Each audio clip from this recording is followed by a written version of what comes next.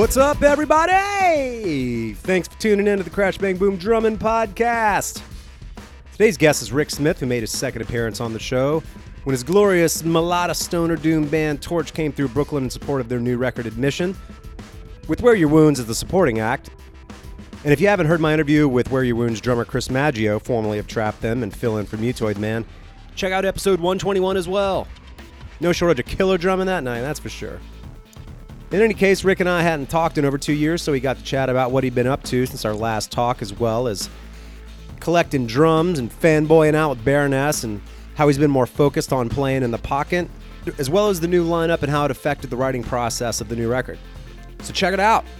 Speaking of the new Torche record, or records in general for that matter, shout out to my sponsor, New Orleans Record Press. If you're looking to put out vinyl for your band, your new comedy record, or whatever audible artistic endeavor you're immersed in, go on over to New Orleans Record Press to check out the vinyl coloring, packaging, mastering, and more options, and you can add it all up in the real-time quote generator to give you a sense of what you might be spending. Need assistance with design or packaging? They can help you with that, and they print both 12 and 7-inch records in 150, 180-gram variants, and they print small runs of 100 and larger runs up into the thousands. And that is, of course, NewOrleansRecordPress.com. Crash Bang Boom Podcast can be found on iTunes Podcast, my SoundCloud and YouTube pages, Stitcher, Luminary, Google Play, Podbean, and more. If you like what you hear, feel free to check out any of the previous 140 episodes. Give me a like, a subscription, a positive rating, and or a glow-in review. That'd be fucking fantastic. All right, y'all. So here we go. Without further ado, my guest Rick Smith of the one and only Torche, and one of my favorite bands out there. Crash Bang Boom! Crowds go mad with joy.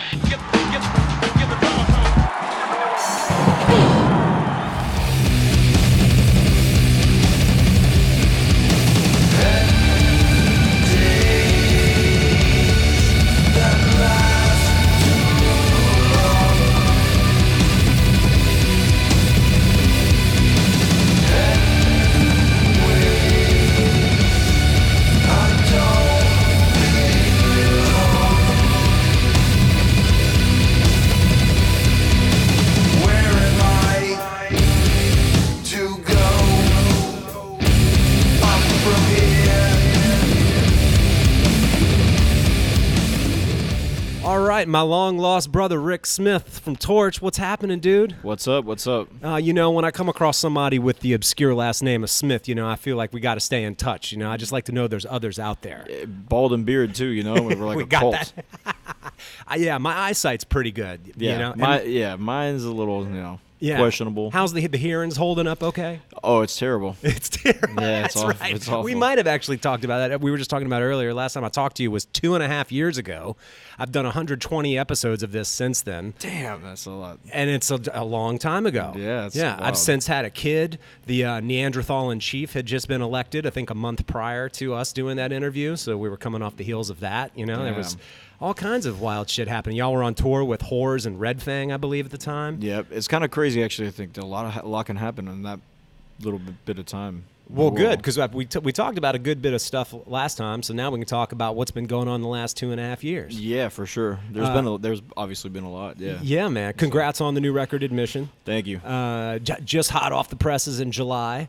And I'm realizing it's been 11 years since Neanderthal. It's been 4 years since Restarter. Yep. Right. Yep. And then I think the first Torche album came out in 2005, so 14 years ago since the first record. Yeah, 14 years now. Damn, dude. It's kind of crazy, actually. But Yeah. Are you getting tired of this shit yet, man? No, you know what? Actually, I would say we're all super stoked to do it right now more than ever. Fantastic. A lot of it's because we took a break, though. I mean, a lot of people were used to seeing us hit the road every year. We were always making rounds. Like, if you missed us, you'd probably see us 6 months later for Absolutely. sure on another tour with another bunch of bands. We were jumping on tours left and right, just trying to play for as many people and do it. But I mean, that'll wear any band out, I think, after a long period of time. Absolutely. And then you don't see too much growth. It's not like our band was getting super popular or anything, so it was just sort of literally just doing the same thing in rounds, and you only make so much money, and then you go home and all your other friends who are adults that you grew up with are all have steady work and are making real money and can actually afford to live like adults, and it's shit, man. You go back out on the road, it gets harder and harder if you're not seeing some kind of progression, or at least already making a steady living, doing it. I think certain bands, get in there and make a certain amount of money and are able to like keep that going for a prolonged period of time, and it can like really work. But we don't make that kind of money. Yeah. Not yet, but you never know. I don't ever depend on music business to ever go my way, because it's just not something to count on, man. Yeah. You know what I mean? So yeah, we have a new record now. We'll see what happens, really. We've taken a break from touring, so hopefully there will be a little more excitement. People haven't seen us in a while. I think we're kind of playing our best right now. The lineup we have is nice. I think is our strongest live lineup. Yeah, well, that's one thing I was going to ask you. Was when the last time I spoke to you, Jonathan had just moved over pretty much to guitar, and then you had Eric playing bass, who you grew up with. And so now, obviously, you had that run of tours when you had done that lineup change, and then now you have a new record with that lineup. So how did this new lineup affect, I guess, some of the music? Different contributions, etc. Yeah, there's 3 songs on there that are Eric's for sure, that he wrote everything on. Awesome. Like, he had like 2 guitar parts, drums, bass, all that stuff was programmed in GarageBand, and like he brought it to us, and we heard it, and we're like, wow, man, like this rules. That's awesome. So yeah, a few of those songs were his. A few of the songs were John's. John's songs. It's funny. Like, everyone's approach is different. Like, Steve will just like sort of have like vocal ideas like on his phone that he records, and guitar, a couple guitar riffs on his guitar, like on his phone. He records them and holds on to them and brings them to us, and like we try to make stuff out of it, Yeah. And I feel like Steve and I collaborate good in a room together. Him and I, Eric too. Me and Eric also. You put us in a room. Y'all grew up together. We grew up together, Playing together. John writes a lot of stuff and records a lot of ideas. So John's stuff will be like sometimes 2 riffs that go back and forth with each other, and like he doesn't really know what else. I mean, the title track on our record, John wrote that.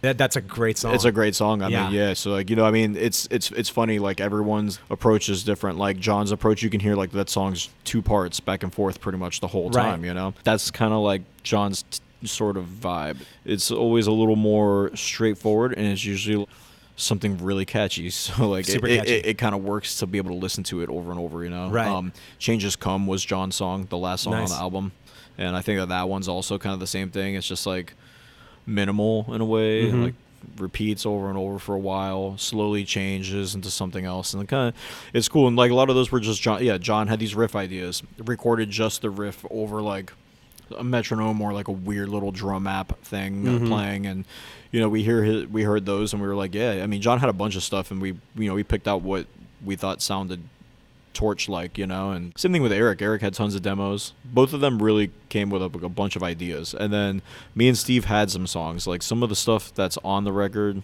Submission and Time's Missing, like that stuff was stuff Steve and I put together in Gainesville when I had just moved away from Gainesville. We were just jamming there before a tour, and him and I started writing some new stuff. So those songs came to part. Like, him and I wanted to do a song like Brain Bombs, so that's what Submission was. We just one riff, the whole fucking song. Yeah, that was really that was like, yeah, like I had been playing Brain Bombs in the van, and Steve's like, man, I love how the riffs are just like one riff just driving into your head, man. Like, like so we kind of did like.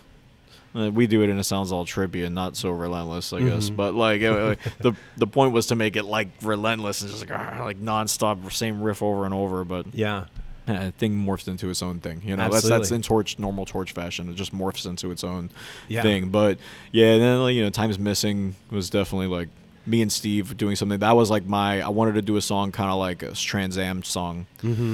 And which is fitting considering that you were just out on the road with Baroness with Sebastian Thomson. Yeah, which is awesome. Yeah, he's cool, man. He's a cool dude. Yeah, it was cool to tour with him, man. I've been a fan for a long time, so like Yeah, he's a great drummer. Yeah, I just like try not to like drink too much and fanboy out or some shit. Right. See, that's what would happen to me. Yeah. I mean, it kind of happened already. I might do it to you tonight. Yeah, that's cool. it kind of happened already though when I was hanging out with him. I was just like, dude, TransAm, I love it. I had to tell him something. Nice. But there's a few songs on there too that were like all of us they were written when we were in LA. Like, everyone got together to work on these demos and practice this stuff.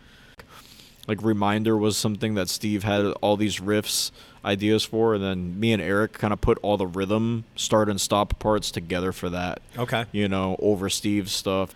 started structuring it, but like in the spot. Like it's weird. There's a few songs that are like that. I think Steve's style lends itself to that and has always lent itself to that. I think that's what makes this Torche record different. Is like Steve's style was always like the predominant, upfront sound of our band. Yeah. Like he was always kind of the one that wrote, I think, a lot of stuff. And like Steve's whole thing is like he could sometimes stumble upon something that becomes this fully realized song, like, and it just happens. Yeah. And then sometimes he just has these ideas that are just sort of incomplete, They start turning into all this stuff while we're jamming, and like Songs for Singles had stuff like that, like some weird songs on there that were like, they almost seem incomplete or just so weird. They're just, they're like kind of a bunch of parts, but it's weird. Sometimes like Steve's style's like that. And like, I think Reminder's the only song on the record that feels like that to me, where it's like, that's one of Steve's old weird tracks. Like, so that's still on there too, Yeah. I can name ones on other records that are like that. Like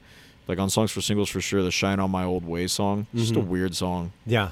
Like where the vocals come in, it's all chopped up, all weird, and but it makes sense. Like, it's weird to make sense. Like, that's like Steve's good at writing this.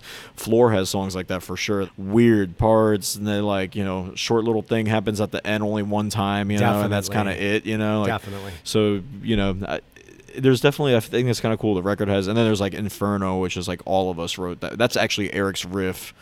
All of us got in a room and wrote that together, like once, put that together. Nice. But this is a record where like people have their own songs. Like, each one of them came with like, like, this is my stuff, and like, we all collectively agreed it ruled and like decided to do it, which nice. I'm like super stoked about that. It makes me more pumped to be in the band again, like sure. Restarter was kind of a bummer. Like, really? Yeah, for me, I mean, I felt like Relapse, we had a good deal with Relapse. It was our first record with them. Steve had all these ideas, but like, I don't know if I was really like vibing on like the ideas for the artwork for the record. I didn't know how the record itself made me feel. We wrote the whole thing in like 2 weeks. Wow. That record was the quickest Torche record. I mean, God damn, it's got some great songs on it though. It's got some good ones on there, and it's funny. I mean, like, some of them like Minions is probably my favorite one on Minions it. is awesome. I think the song "Believe It" is that the one that's like really slow. Yeah, Believe It. That song rules, man. That's a cool. I wouldn't mind playing that one too. I love y'all when y'all play that song live. What's funny, man, is like a lot. That record is mostly Steve, like almost the whole thing. Like Loose Men was John. John wrote that's the one song John wrote on that one. Mm-hmm. Every other song on that, Steve just like pushed us through it, that whole thing. Basically wrote the whole thing in like 2 weeks. Like, wow. It's pretty crazy, actually. Andrew wrote one song. He wrote the title track at the end. Nice. That was his song. But every other song on that was Steve's. But like, it was also Steve was moving to San Francisco at the time. Was just like in a rush to get this shit done so that we could get paid by the label like in advance, and he could like have a little bit of cash to get himself out there. And, and I think like that whole thing must have kind of maybe turned Andrew off a little bit to writing. He seemed kind of like, could kind of care less at sometimes. You know, like I could kind of care less too. I was just all kind of like, this is just being thrown together like this. I don't know. I wasn't really feeling it. So I'm much more proud of this last one. This last one actually feels like we were flying across the country to get together to actually like do it in a room. Like instead of just like being a files band, you know, like it was important for us to like, we have these files, but like we have to be a band that plays these songs, you know, and like it has to sound like that on the record. Like we can't just go, because like Restarter, we didn't play any of that shit before we recorded it. Wow. Like live, like there was no like songs we were experimenting with. Like this record, we've been playing a bunch of the stuff live here and there before it came out for like a little while. Introducing songs here and there as far back as the Red Fang tour. When I last saw you, we were already playing a couple songs off of this album. So right on. Like we were working it in and trying to make this like natural and real. Like Restarter was like, I feel like I didn't have too much room or time to be that creative. Mm-hmm. I felt like a drum machine on that record. That's how I felt. Like the way I played on it, barely any fills or anything interesting. I pretty much was just straight gunning it the whole time, because it was like, we have to, we're going to do this in 2 weeks and really write it. And, I mean, I couldn't really sit on the demos and listen to stuff much. I'm just like, well, this part plays 4 times. I had like notes. I'm like, 4 times this, 4 times that. All right, cool. Like, I get it. And then there's one little weird stop, do it. Right. So that's kind of how it was with that record. I'm surprised it turned out as good as it did. Like I listened back to it, and there's some cool songs on it that I can't even hate on. But I think like the process was a bummer. Yeah. I feel like a real band. Used to getting together with dudes, jamming.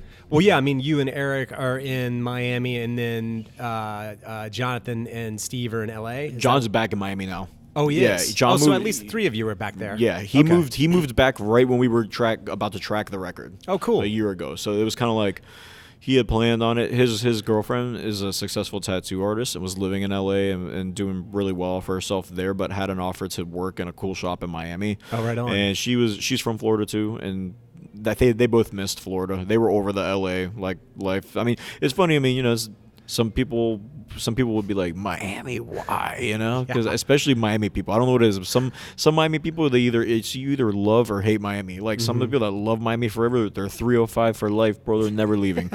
Yeah. Everyone else, like I know tons of people who've come here. I know tons of people who've gone to Philly. My best friend just moved up here yesterday. Really? He's gonna be at the show tonight. It's like he's unpacking all his stuff currently at his new apartment, like 10 minutes away from here. Right on. So damn. Yeah, I mean he's but I got I have so many friends that move out and they're so excited to get out of Miami. They're just like, thank fucking God. And then you have some people like John. He's like, yeah, I miss it. I got to go back. Yeah. It's weird. It's an energy if you could tap into it. There's something to get out of it for sure. Yeah, no doubt. Yeah, like I mean, I feel like our band sounds the way we do, not even partially, like hugely because we're from Miami. I don't know what it is. Even what that is necessarily, right? But there is some discernible difference in what y'all do. Yeah. And so I would imagine the environments create and contribute to that. So, yeah. so there is an effect there. There's like some kind of feel. Yeah. It's just like a certain feel. Maybe people think of us as like a sunny kind of band, and we kind of are. I've always thought, it's really funny that you mentioned that. Honestly, I never really made the correlation now, but it does make sense. And I always just felt like maybe the timing of your records always came out at right around the summer. Yeah. And I kind of associate your records with like a car with the windows down. And you're one of the few heavy bands that I can listen to when it's daytime and it feels appropriate. Yeah. So maybe there is something there. I was just like, I don't know how this happened, but it would fucking make sense. Miami, Jesus. Yeah. It's something. I mean, being around the ocean all the time too. Yeah. I grew up working on boats, so like right. Being around the ocean was like awesome, and you feel a certain way when you are around that and like the sun's hitting you and you're outdoors and you're doing stuff. It's like it's easy to get like become an adult and be stuck like inside doing work, in an office or a retail store or whatever it is you do, or a restaurant, like a kitchen, like I mean whatever it is you do, a strip club, it could be literally anything. Yeah. You can be indoors for hours and hours. You go home and like you're not out and like enjoying that. Something about Miami, I mean, you have to get in your car and drive. If you have to go to the beach, you have to drive over through this beautiful scenic place, like you know what? I have never been to Miami. Yeah, it's really beautiful city. I mean, it's huge. It is absolutely massive. It's such a big city. Like people, I think, associate Miami with Miami Beach, but Miami Beach is such a speck of how big that city actually is. But Miami Beach is beautiful. I mean, I grew up around all that, and I definitely think our band, our vibe as a band, comes from being from there. Like and there's, I mean. Floor were the kind of OGs of that, like like they were this band from Miami that blew my mind big time when I first heard it. Of course. Like and I was a kid growing up in Miami, and it made so much sense. I think that's the other thing too, is like it's everything that I think I've ever wanted in like a heavy band. And I think, I don't know if it was the first listen I felt that way, maybe the second or third, but it was definitely like first listen was like a stunner. Just the opening notes and shit in my friend's car too. This is a buddy of mine that would always turn me on to stuff, and he's like, yeah, Floor, like they're from Miami, like they're older than us. I was like 17 or 16. Yeah. And he's like, it was like probably 17, I think, when I heard it. Right when it came out, man, blew our fucking minds. We were all like super stoked on it. It was everyone's favorite record in my crew, like me and John and Eric. Like we all grew up together. It was like listen to Steve and Floor. Oh yeah, that's wild. Big time. We were all huge Floor fans. When I first started playing with these guys, it was like I got a phone call from the guy that runs Robotic Empire, because he knew me. He was gonna release me and Eric some shit that me and Eric were working on. Like he wanted to put something out for us and had been talking to us. He had met us at like one of our old band's shows years ago and thought we were like, cool young kids in the cool local band. And we kept in touch for a long time, and he'd always ask about Floor. He's like, you know anyone in Floor? I'm like, nah, dude. I don't. Those guys are fucking old, man. Those guys are old. You know, they're like, you know, I was like, oh, they're like all in their 30s and shit, man. I'm like fucking 18, dude, or something, you know. And you know, so he'd always ask me, and then like Floor started playing a little bit when that record was out, and so they would play locally and stuff. I never really got to meet any of those dudes. At the time, my brother got to meet Steve. He bought records off him at one of the shows. Nice. And I remember my brother got to see Floor before I did. My brother was like, dude, they were the heaviest shit ever. The drummer was so fucking brutal. He talked about Henry, like, crushing this, like, huge stone they put in front of the drum so it wouldn't move, and he was kicking so hard that it was, like, crumbling. You could see it crumbling. That's hilarious. And I'm like, yeah, that rules. And so they were, like, legendary, you know? But, yeah, me and all of us, we were all fans, and I got a phone call on that tour just like, hey, so I got in touch with Floor, and it looks like I'm gonna do the next Floor record, but man, the drummer is leaving. Like, you still live in Miami? And I was like, oh shit, yes. So that's how I got together with Steve. Actually, that's the whole story with that. You know, started jamming with him, and then we had a different bass player who's actually gonna be here tonight. This dude Mike Allen, who was in a bunch of killer South Florida bands, like a band called Beings that were on our label, like the Torche label. We have like a small label. Right. Done a few releases. They were one of the bands we worked with. Super awesome band. And Mike also played in a band called Secret Service. That's like a super underrated band. Did a 7-inch and like some demo CD stuff, you know, but really cool stuff. And so yeah, he was playing with us in the very beginning. John was recording demos for us, but like John was definitely like, yo, I want to play with you guys, you know, let me play with you dudes. And like, lo and behold, that happened too. Totally, yeah. It didn't work out with Mike, and like Steve was like, nah, I think we need someone else, man. It's not gonna work out. But John was like, not a bass player. And he was like, we bass player by tomorrow. He had gear immediately. Like, he went and bought everything he needed and was like, I'm ready, let's go. That's amazing. Jumped in. So now he's finally on guitar. It's another thing that makes a lot of sense. He's never been a bass player. Right. Like, so it made sense anyway. Yeah. But Eric plays guitar in Wrong, right? Yeah, but Eric plays everything, though. Eric plays everything. Eric plays everything. Eric's an incredible drummer, you know? Yeah, like, exactly. I grew up watching him. We talked about that the last time. Yeah. You were saying, which is trippy as well. Yeah. You have all these people that were influences to you, and you're playing with them. So you're surrounded by people that were influences to you. That's why it feels good right now, you know? That's why it feels really good. And then, like, you know, John's inspired in writing, like, a lot. I feel like now I'm stoked to do another record again, you know, because now I'm like, I feel like we totally capable, and I think we're like more inspired now than we have been in a long time. That's great. I think it's because everyone's also back in Miami except Steve, so it's like for us to get together feels is a little more like a band, quote unquote. Big time. And like, you know, Steve's dad's my neighbor. I live next to Steve's. Are you kidding me? Yeah, he's basically like 2 minutes away from me. That's hilarious. He's like in my neighborhood pretty much. Right. So it's kind of funny. So when Steve comes and stays, he's basically my neighbor because he stays with Dad. Amazing. Yeah.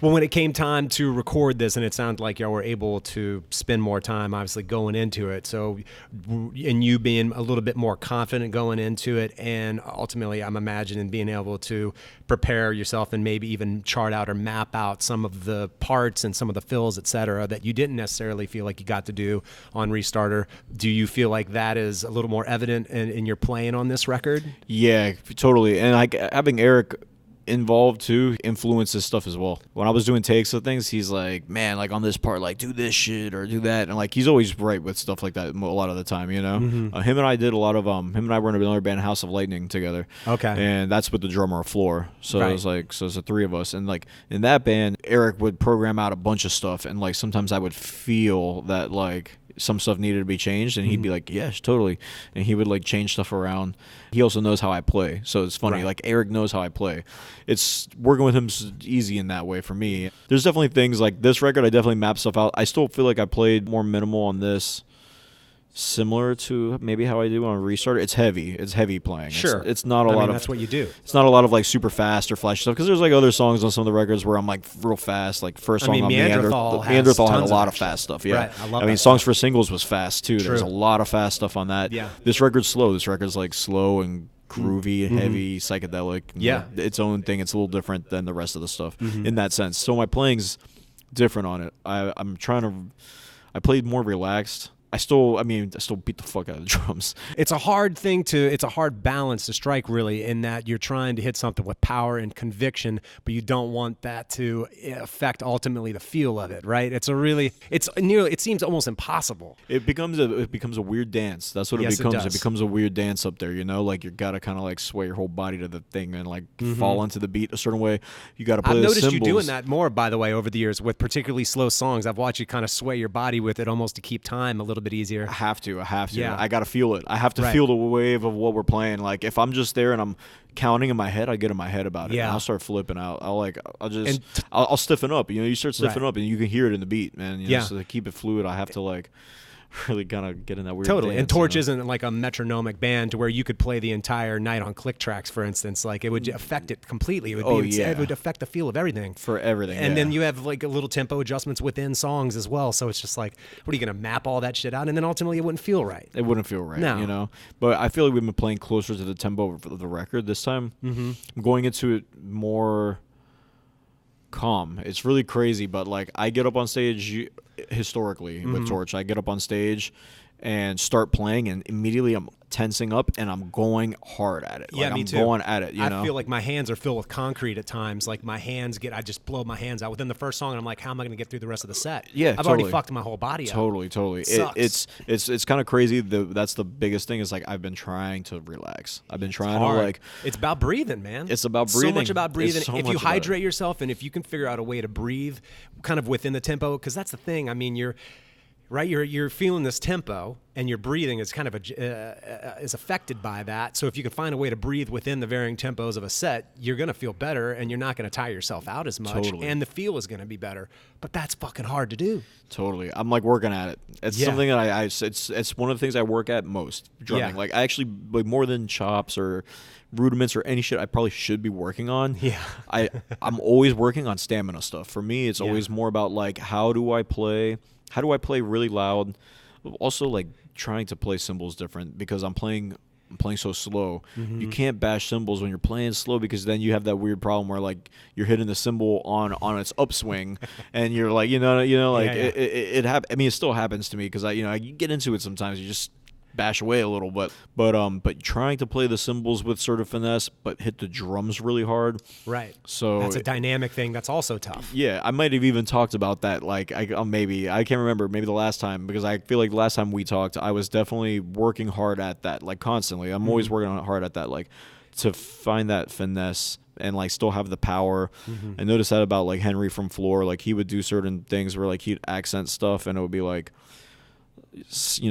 a snare flam and two kicks right after with like cymbals, and like he'd just like glance these cymbals like so mellow, but it sounded so crushingly heavy. It's weird. Like if the cymbals aren't exploding like broken glass in your ear, they're just like ringing out, like singing over this like bass note, boom boom. It's like, man, powerful as hell. Like it just sounds clean. It's something about it sounds so good, but he kicks that kick drum so fucking hard. So it's like he's the weird balance of that, like glancing blow like on the cymbals just right, like, but that powerful drum and the really nicely tuned guitars. Man, it really getting that balance is tough. It's like a tough thing, and you have to like really. I work at it every night. Like every night I'm more and more aware of it, and like my feel just starts to change because of that. Yeah. I play cymbals. I feel like I play cymbals weird now.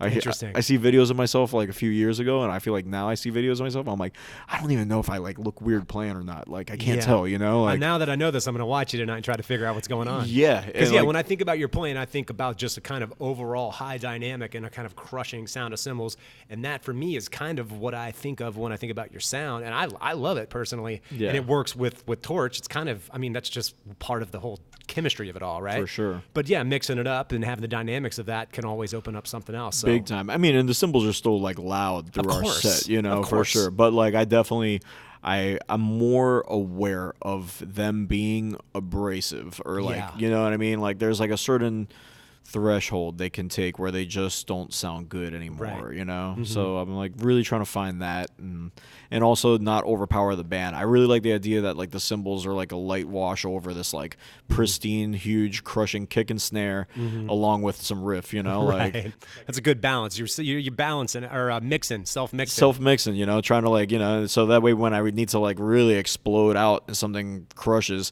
the cymbal dynamics actually become a thing, you know, in the mix. Exactly. So I should really work on some other stuff though, for sure. I could probably become a lot better of a drummer if I like worked on just other simple things, but it's always that's the stuff I really work on is like get together with these guys and try to relax, you know. Also finding the beat. I feel like I'm playing better now because I'm relaxed. It does make a big difference playing slow.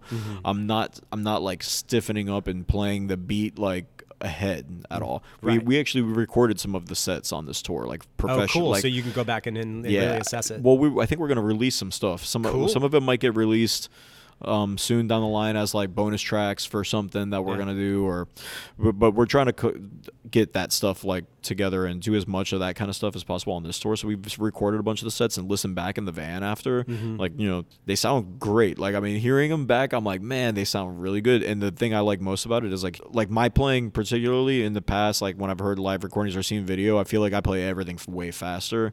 This stuff I'm hearing it and I'm like, man, I'm actually like in the pocket and it sounds really good. And it's because I'm relaxed. It's like I started sitting way low again, like to my seat all the way down, like and snares up a little bit high, like not high, hit snares as low as it goes too, but even with my seat it's still kind of high. Sitting low weirdly makes me not stiffen up. I'm like relaxed because I feel more locked in to grooves, interestingly enough, when I sit lower. Playing fast though is different. I could stand up or like be almost a little bit sit up higher playing fast. It's totally a different beast. But with the groove stuff and I have to count time, it's weird if I'm like totally sitting down, you know, like. And I've noticed that now. I feel like I figured it out. It's been like something that I've been trying to figure out for years. Your knees haven't been bothering you, have they? That's one thing that I noticed because my knees are a little fucked up. The lower I sit, that's the one caveat of me sitting lower and feeling better about my timing and tempo, is that it fucks with my knees a little bit more. Really? I got these long ass legs. It's like I kind of have to sit that, you know. I'm short, man. I'm fucking shorty. I'm fucking shrimp, dude. I'm good. I got big ass drums too, so like at lowest I sit on those, they're still big and high, you know. So. That's amazing. Yeah, it's not too. I don't have that problem too much. Luckily, I might though over time because I haven't played like that in forever. Right. To see how after a tour you feel, right? Exactly. The only thing I could say that bothers me a little, my shoulders. Oh yeah. Yeah, like I don't know if it's that could be from you play your cymbals kind of high though. Cymbals are kind of high, man. You know, I want to drop your cymbals. I gotta. I'm gonna have to probably drop them soon, which sucks because it looks cool. That is a big part of it. It looks cool, man. It's got to look kind of cool, you know? Definitely. Like, oh, yeah, I've looked at my drums and being like, you know what, I can't play them as well, but it looks cool setting up this way, so I'm going for it. Yeah. And that's such a ridiculous thing. It's such a ridiculous thing. It's so stupid. It's so stupid. But, man. I mean, whatever. I don't know. What are you going to do? Yeah. I mean, I guess it's just like, I feel like I wouldn't know what to do if my ride was any lower. Like, it's my ride that, like, I kind of keep up high. It's like, when I think about it being lower, I'm just like, it's too close to the floor tom. Like, I kind of want to swing my arms around a little. Like, if it's too close to the floor tom, I'm going to, like, have, like, stick flipping around. Like, you know, like, coming on the upswing. Like, I've had such bad luck with, like, just how I set my stuff up, you know. Like, in the past, like, I think every drummer is always trying to find their setup that they're super comfortable playing, you know, and like it's always fun experimenting with something new and like thinking you got it and then maybe not so much, you know. So you figure that generally on the gig, right? Or over a series of gigs. Totally. I think for the stuff that we're playing in our set right now, this is the perfect setup for me for the moment, you know. But in the past, like I've had so many weird setups where like things were like way high or like hitting things weird where I was breaking sticks way more, you know, because like just, you know, it's weird that it can be just a setup issue. It's not even necessarily how you play, but I was setting up in a way that I was breaking sticks left and right. And on a High on Fire tour, I broke my snare drum stick and kept playing, and my stick bag was you know, on my floor tom.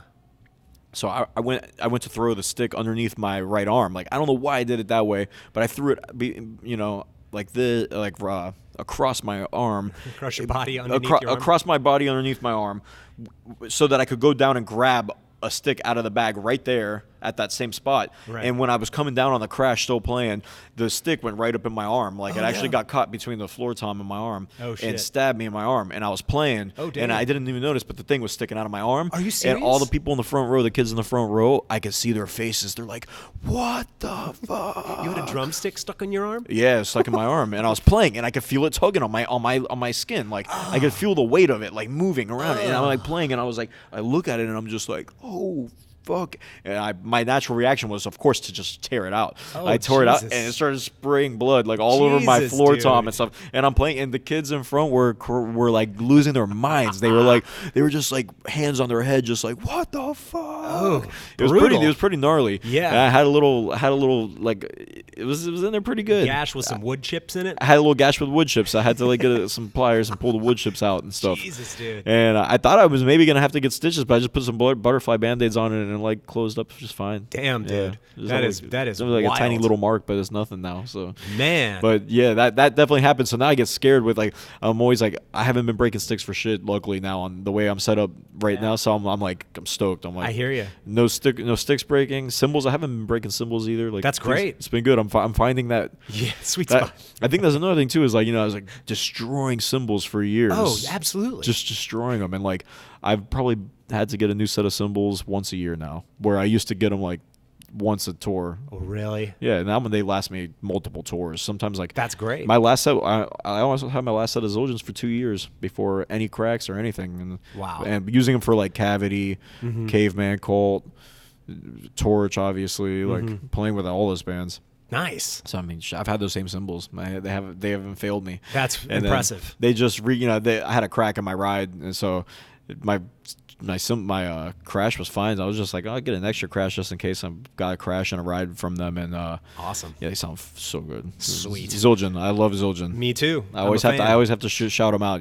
They are my one endorsement. And they take super good care of me. And that's great. And they're awesome. And they're fans of what we do and stuff, which is cool. Nice. So like that's awesome. Yeah, man. On this, I know since the last time I talked to you, you and I are both 80s and 90s era Yamaha drum fans. Big time. Have you gotten more kits in the last 2.5 years? What kit are you playing on this tour? So let me think. I got this tour I'm playing Yamaha. You are? Yeah, 80s Yamaha, 1980. What color is it? Recording custom with a chrome wrap on it. Oh, so you didn't have that the last time I saw you? No, this is kind of new. Okay. This is kind of new. This Did one it come with the wrap on it? You know what? I had it, but I wasn't using it on that tour. Okay. That tour, I think I was using my black Yamaha. So. That's right. Yeah. It's the same exact kit. It just has a chrome wrap on it. It's way heavier. Those kits are awesome. Yeah. Yeah. I got one of the first times I saw you with that black kit, I had the same bass drum. I don't know if mine was 80s or 90s, but I ended up pulling the black wrap off and rewrapping it. I'll have to show you a picture of that. But if you've ever pulled the wrap off and put a wrap back on, I'm about to rewrap one of my drum sets down in New Orleans this month when I go down. But pulling a wrap off and rewrapping it, it's a fucking nightmare, dude. Oh, I bet, dude. Dude, getting the wrap off. It's a pain in the ass. It's unbelievable. I've seen dudes do it at my old drum shop. Like I worked at a drum shop that did a lot of custom stuff too, and they would rewrap drums for people, and what a nightmare that was, man. It was crazy. I never had any interest in getting into refurbishing or like refinishing drums and stuff because of working there and seeing like what those guys have to go through sometimes. I'm like, I'm all right. I'm good. I was just out on the floor, like, selling people stuff and hanging out and playing drums all day, But yeah, it was not. Resurrection Drums is like the one drum shop that we have in South Florida, and it's all drums, and it's run by a bunch of drummers who are like cool dudes. They're not drum douchebags. You know what I mean? Like that can definitely be a thing. They're not like. I hate to say Guitar Center. I'm not knocking anyone that works at Guitar Center. I know plenty of cool people that do, but like, you do go to Guitar Centers on tour sometimes to find stuff, that you need, and you get in there, and like some of the people that work there are just like, miserable. They're miserable. They're miserable, and like, it's. You can always tell when you meet someone who's like a real musician who's just they're doing it and they're like just until I get back out on tour. You could usually tell like they have a certain way about them. But then there's a lot of these guys that are just like. I worked at a Guitar Center for 4 days. Did you? I only lasted 4 days. 4 days. Did you get fired or did you quit? I quit. Really? Yeah. 4 days. Juan from Torche got me the job, and like because he was like royalty at the Guitar Center he worked at the time. I mean, like he could do anything. So he's like, I got you a job, man. Don't worry about it. He got me the job, and then I went and I worked for 4 days, and then I was like, I went into the I guess like at the general manager's office and stuff. And we went in there with Juan, and like they were thinking like, yeah, let's have a beer and shit and hang out. And I was like, actually, I can't do this anymore. I had Was it also the cacophony of all the noise and all the instruments playing simultaneously, or was it just the work environment or everything? Or? You know what? We were like across the street from this like kind of ghetto middle school or something, so all these little kids like would just come in and like want to play the drums, and like I didn't care though. I would like I'd give them sticks and let them bang on the drums. Like whatever, man, fuck this fucking place. That's what I felt like. I was like, let these kids fucking go ape shit on the drums, man. Play some beats, man. Like tribal jam up in this place, right? And like and then like the guy who was my superior there he would come to work in like Harry Potter fucking work shirts, like button up like gas station work shirts that with like Slytherin patch on it. Like what a super cheeseball dude with like lip ring and spiky gelled hair and like big baggy pants. I mean, this is the guy that I got to answer to, Jesus. So didn't go well. Nah, man, and like he was nice enough, give anyone a chance and talk shit with this guy, and I learned the system from him, whatever. But he would come in and just yell at these kids and throw them out, and he was kind of a dick. And once I saw that he was kind of like that, I would let them do that shit all the time. And he'd always go. He was always on his lunch break when those kids would come in. So it was kind of like those kids came in, and like I was like, whoa, let them go fucking crazy. Papa Rick's here. You get the fuck off now. Beat the drums. Yeah, exactly. Yeah, they could do whatever. I didn't give a shit, man. I was like, yeah, take that kick pedal to that cymbal, see what that sounds like. Like doing some real ridiculous shit. But yeah, man, and that dude was like also like I got my first real sale and like selling a drum kit to like some church group or some shit. That's I feel like all the business you do there is shit like that. Right. So at least for us, it was like it was like drum douchebags coming in like.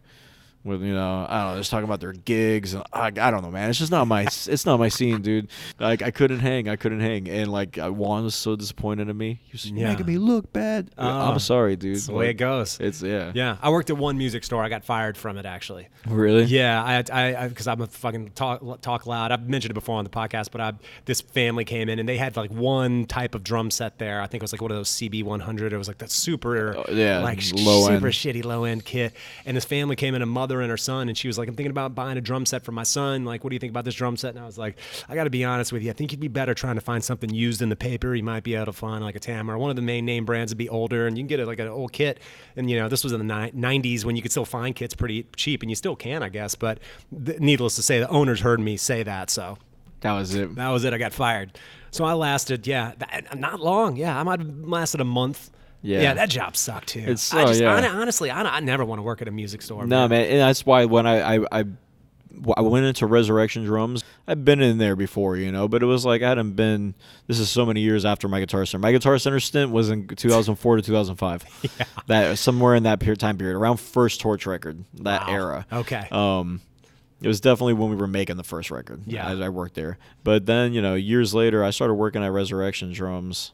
I went in there one day to just shop and was kind of just like, this place is pretty incredible.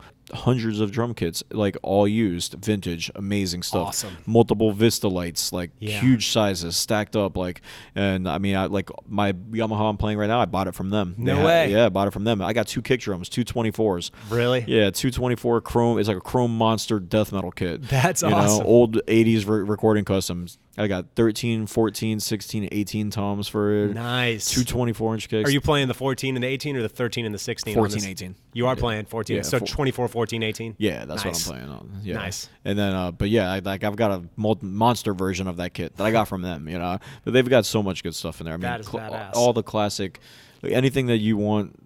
I feel like they almost have any kind of kit I want. Like, yeah. I was kind of weirdly into. I played an 80s Tama. Superstar? Not a superstar. Oh, but maybe it was a superstar. They came in the red cherry finish and the white and the wood finish. Nah, you know what it was? It was an Imperial Star with the that weird finish on the inside of it. Oh, it has that weird marble texture finish on the inside. It's like spray coated with some shit on the inside. I never know why they did that. That's weird. It's weird as hell. Yeah. I played one of those kits at a festival at our friend's Stumpfest out in Portland. They had it as a backline kit, 24, 14, 18. Yeah. Beast kit. Awesome. Thing ruled. I was playing with House of Lightning out there, and the for like fast double bass stuff, the kick drum was like monster. I mean, it was big and physical sounding, but also super punchy. I could hear like such a nice low end thud to it. So I started getting really into those kits, and I was like, I bet Resurrection's got one for sure. Call them up, of course they've got one. They've got like 2. One of them was like real busted condition. They keep like away in a corner, and it wasn't worth buying. And the other one was like decent condition. And like I didn't have any money at the time. I was just like checking it out. But of course, like that's the kind of place. It's like it's like, oh man, I'm looking for like an acrylic kit. Well, you should go by there because they've got like 3 Vista lights that are awesome. There's like a blue one, a clear one, an amber one, a yellow one. They have an awesome yellow Vista light. I have a clear one from the early 70s. Oh, that rules, man. Yeah, that rules. They're awesome kits. They're really cool. Yeah, like I would very specific, but they're cool. They're very specific. Like that's my only gripe with that kit is that I had a red Vista light when Torche first started. It was It was actually my first kit I bought to like be loud with for these guys because I was playing a Thomas Starr classic initially. Okay. Like just, one of the regular old school Birch Thomas Starr classics with like a 22-inch kick drum, like some real basic shit, like a 12 and 16-inch toms, and like it couldn't hang with these guys. The volume we were playing in the early days, I was just like, yeah, this isn't gonna work. And I started seeing other bands that we were playing with and stuff. Bigger like, drums and stuff. Yeah, I remember seeing Dove play. And the drummer of Dove had such a like awesome huge kit, and like I realized I'm like, that's the sound. Like that's the sound. That's what I need. And then like so my first kit that I bought was a red Vista light, an old one. Yeah. 24. Yeah, I can't remember the toms. The toms were kind of standard, but it's 24-inch kick drum. 16. Something like that. Yeah, 12, 13, 16 is what they usually came with. But the floor or the kick drum, I mean, I got it, and I also probably wasn't tuning that thing to its fullest capacity either, It can be a little tricky, especially the early ones. The bearing edges can be a little weird. They're pretty temperamental drums. Mine is very. But it's like I can tune it. But it's from experience, man. Yeah. You just don't throw heads on it. You and can't, it works. Right, like and that's the thing. That's I feel like I need that these days. I'm just like, man, I hear ya. Like I love the way the acrylic kits look so much. Yeah, like, I'm into I just wish. I wish they weren't like so delicate, Like that's another thing, right? Crack like, a shell and then the kit's fucked. Ouch. Yeah, it's fucked, and the crack just keeps moving and moving, and like you could get people to like fix them up, but then they look ugly, man, and it's fucked. It's not good. So yeah, I gave up on acrylics a while ago. I actually had an acrylic Tama when the Tama did those acrylic kits. The reissue of those. I went to Tama's factory or whatever and like hung out and I played one and I thought it was cool. So they gave me an artist deal to take one, and I ended up having it shipped to me. They shipped it home for me. When I got it, I was so stoked playing it in like the room by myself. Like it was just really punchy and really had this crazy. The new ones have a totally different sound. They have a really different sound. It's very focused. It's very focused and very punchy and like. It sounded really live in the room, and then I started playing with a band, and I was like, I hate them. I was like, I hate them. I couldn't hear them anymore, or I couldn't feel them. Actually, that was the biggest part. I couldn't feel them. Some of my Yamahas, like I hit them and they're thunderous. I could like feel the oomph coming off of these things, and like that was like such a weird. I was like, oh man, I really wanted to love this kit so much. I was taking pictures with it, posting on Instagram. Literally the next day, it was a for sale, and Phil Collins' son bought it. Wow, cool. Yeah, Phil Collins' son now plays the old Tama acrylic kit that used to be mine. Unbelievable. He plays it with his father. I guess he plays with his dad now. That's wild. Yeah. That's even, my God. Yeah, it's like a buddy of mine actually like works for Phil. One of the guys from Resurrection Drums now works for him like full work. Like that's amazing. It's pretty amazing. Like some weird South Florida tie there, but yeah, like Phil Collins is like actually showed up at like our local punk bar and hung out. Fuck stuff, dude! Through this dude, Phil Collins is a bad drummer, man. People forget between Genesis, Brand X, all that stuff, man. Yeah. Dude, Phil Collins is a bad motherfucker. Dude, he's badass. Man. Yeah, that's crazy. Well, what's going on in 2019? Obviously, you just put out this record. Yeah, just touring on it now. I mean, do you think y'all will tour as long on this record as you did for Restarter? Because I feel like Restarter, y'all were out for like 2 years on that record. Man, we were out for 2 years. I mean, I don't know yet. I don't know yet. Who knows, right? Who knows? I mean, right now we have another tour over the West Coast in September. Yep. And then we have a potential tour in Ireland and UK. Awesome. In December, and then Levitation Fest in Austin in November. Cool. And there's going to be some shows surrounding that too. Probably some other stuff in Texas and surrounding areas, and maybe like New Orleans and stuff. We've been wanting to go go back there, but we're definitely gonna do some stuff around that. But that's it for us for the year. We pretty much know what we're doing, and then it got announced today that we're playing on the late night with Seth Meyers show. Right on. So that's cool. So that's actually coming up in like 2 weeks. I work one floor down from that show. Really? No yeah, way. I work at the same building. No way. That's awesome. Holler at me when you're over there. Yeah, I will for sure. Totally will. Like, yeah, man. Yeah, man, that rules. Right on. I'm super stoked about it. Yeah, so like that's cool. I'm actually so that's something else that we got going on. I mean, I feel like there's other things that are just like potential things, you know, like definitely going to be in Europe for sure next year. And then we don't really have a plan. It's kind of like, I guess let's see what happens, and if nothing happens, we'll make something happen, you know?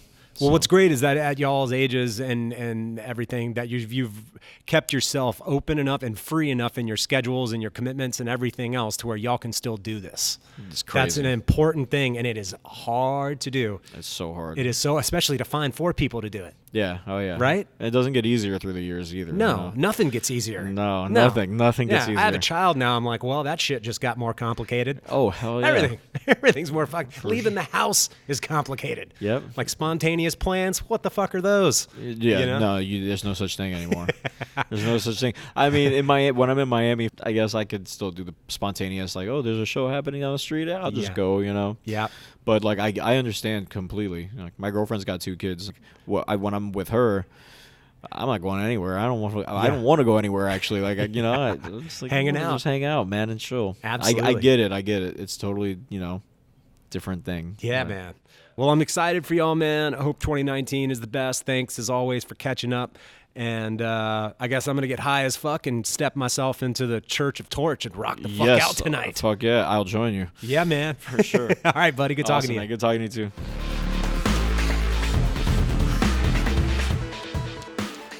All right, everybody. Thanks for tuning in, and thanks to Rick for rapping for a second round. Always good to catch up with him, and always killer to see Torche. Truly one of my favorite bands out there. Love what they do. New record admission is out everywhere, so get up on it. Check it out, rock it out, roll the windows down, crank it up. We'll catch y'all on the next one. Crash, bang, boom!